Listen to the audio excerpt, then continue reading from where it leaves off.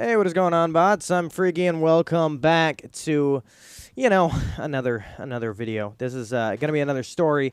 Today, I decided to tell you guys one. It's a little bit, I don't know if it's personal. I would say it's a little bit more of, I don't know why I was doing this. Actually, I kind of do. So, during the time of high school, you get into a lot of drugs. Okay, a lot of things happen in high school. You know, you find stuff that you kind of like doing. So that's ended up what happened to me. So during the junior year of high school, I started getting more into sort of pills and testing out prescription pills and stuff like that. I ended up doing some Adderall and doing some Xanax, like most kids in high school typically do. I didn't do no perky C's, though. Okay, I was a good boy. I didn't do no perky C's. I know I can get addicted to that shit real quick. So I wasn't doing those.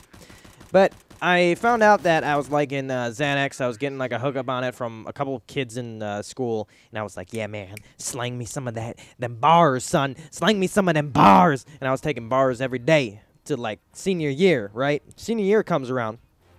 And man, I'm feeling good, okay? So during high school, I was suffering hard. At least till about junior year, I was suffering hard with social anxiety, with a lot of different things in school, with, girls, people that were, like, bullying me, like the higher kids up, or some people that were in my grade. Just in general, I was just a very, I felt socially awkward, even though I was getting through it. But I thought, this one thing that I get, called Xanax, totally would mellow me out. And it did. I figured it out junior year. Like I said, I was popping the bars. And I really desperately wanted to get some throughout the whole entire year at this moment in time. So what I was doing, I was buying some on the low, like I do every day. And I was trying to find people to get me some. It was taking a while, because Xanax doesn't just pop up out of anybody's asshole, okay? So I had to find, like, the scummiest people in school, the people that, like, had to go to the low to find that had these Xanax bars to try, keeping myself up at the level I wanted to be. Because when I was on this shit, I felt like a fucking king. A drunk king that didn't give a fuck whatsoever. And everything just basically turned off volume-wise because it was just me talking throughout the whole time. It was basically how I'm talking to you guys right now. Nothing else matters except what I'm saying. And that's how I felt when I was on Xanax. One of the times that I took Xanax, I was, I feel like I'm in an intervention right now. I am addicted to Xanax. Oh, thank you. Oh, thank you, Freak, for, thank you for telling everybody today. Great job. Great job. What's your story? What's your story? So one time when I took Xanax, I actually, I think I told this in another story. But anyways, I robbed a place. I robbed a mall, okay? Not money or anything. I just stole clothing, okay? It wasn't really a robbing, unless you cause that as a robbing. I don't know. I stole some things. And the next day that I came in, I took a lot of Xanax that day. I came in yelling, literally at the top of my lungs, to my table, which was in a foods class, I believe, or like some type of foods class. And I was like, hey, man, dude, you won't even believe it. Man, listen, you won't even believe it. And he's just sitting there, like, literally just listening to me. And I'm like, man, just stop. Stop talking. Listen, man. Hey, yeah, listen. Okay, dude. I just stole from the mall. Oh my god, I literally stole so much clothes. It was probably like $300, $400 worth. I stole so much fucking clothes yesterday. It was fucking ridiculous. Like, no one fucking caught me. I almost one time got caught because I was taking the tags out of the store, and it went off, and I looked at the guy. I was like, hey, man, I'm just looking at these shorts over here, and they set it off. I don't know what happened. And then I walked away with it. I don't know, man. I just stole a whole bunch of fucking clothes. It was so fucking crazy, man. I'm so excited. And then my teacher literally looks at me. She's like, Tom. And I look at her. She's like, please, shut the fuck up. And I'm like, oh. And then I just look around, and all the kids are looking at me. And then I shut the fuck up. And that was when I know Xanax was going too far. But then at that point, I was like, man, if I don't give a fuck what anyone does, or if they're looking at me because I'm making a disturbance, I didn't care. Because this helped me. Because in that moment, when I had social anxiety, I was really, really bad at giving sort of speeches in class. Speeches were my really downside. I didn't like people looking at me. I didn't like all eyes on me. And I especially didn't like it from people that I didn't like. You know what I'm saying? So that sort of vibe didn't work out with me at all. So when I was getting that type of attention when I was on Xanax and I didn't give a fuck, I was like, I'm going to take more. Great story, Tom. Great story. It's not over yet. It's not over yet. So I started getting low on the Xanax bars, okay? After the day, I went into a classroom, and I saw one of my fellow students jerking off in class to a documentary about Africa. It kind of freaked me out a little bit, because I didn't have Xanax at that time. Another story, but it happened. I'm not even kidding. I was scared because I didn't know how to handle these situations, okay? I was like, I don't have Xanax anymore. I can't really get through school, and it was starting to become an actually addiction. Because I felt like I actually needed it, right? Because you feel like that's the only way you can live or go through life at school is to do that. So what I ended up doing, I get dropped off at my grandparents' house every night after school. And you know where this is going. I went straight to the booze. No, I'm just kidding. I ended up going upstairs. You know, after I found a whole bunch of dildos that my grandparents had. It was a very disturbing time that I found these, but it was all right. I saw them. It was confusing. There's a story on the channel how I found them. I went into a cupboard that I've seen that they've had pills before. Now, this is where it gets pretty bad. So I ended up opening up one of these bottles. And I know my drugs now. This was Lorazepam or whatever. I don't know how to fucking say that word, or the drug, but that's what it was. So this was the one that was not name brand. It was generic.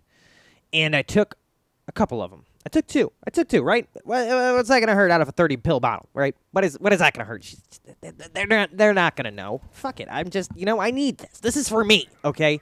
I need these pills to survive in high school. Otherwise, kids are going to pick on me, and I'm going to be mad about it. I didn't want to get triggered in school, so I had to take these Xanaxes. So the next couple days, I was flatlining. When I mean flatlining, I was fucking gone. I was zoning, man. I was coasting through school without giving a goddamn fuck about what anyone thought about me or what anyone said. Then I ran out again.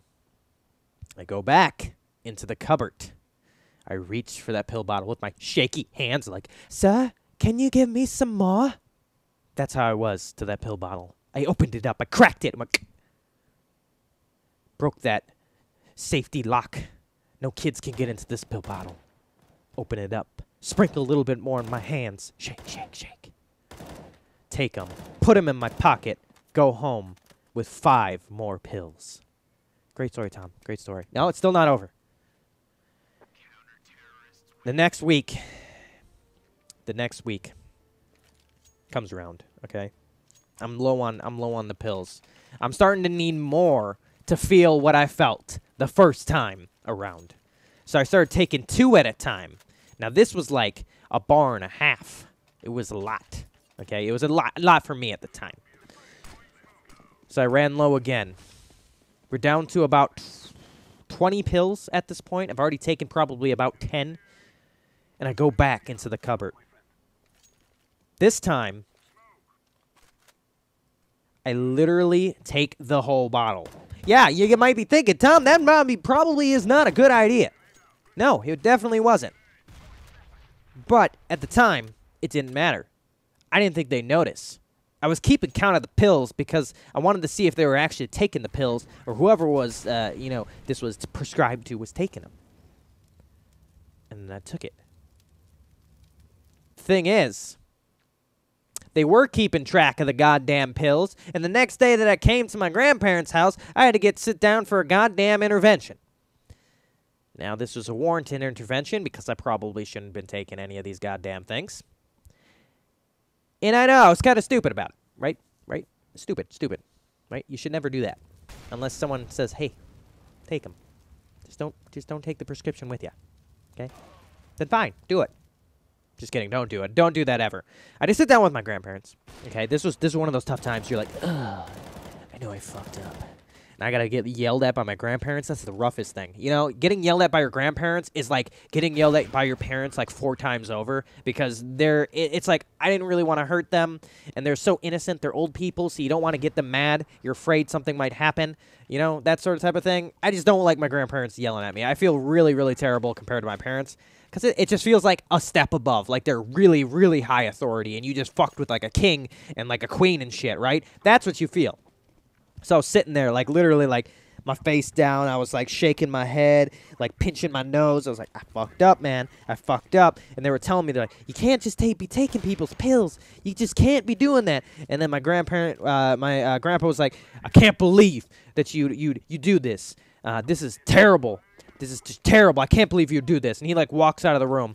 And then my grandma comes up to me, and she's like, oh, honey, if you really needed these, you could have just told me. You could have just asked me for them.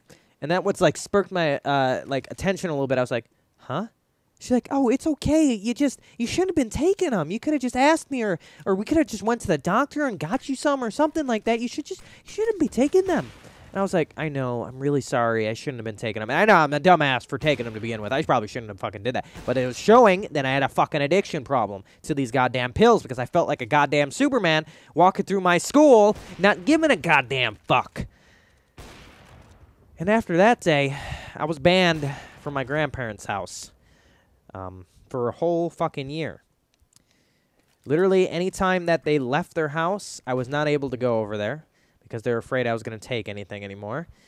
And it took a while to get my grandparents' love and affection back. One time that they said they loved me again is when I came out gay to them. Just kidding, I'm not gay. Just thought that would be a quick antidote to this sad, depressing end of a fucking story. So don't do drugs, kids. Drugs are bad. Okay? Don't do drugs. I want you to suck my balls, Mr. Garrison.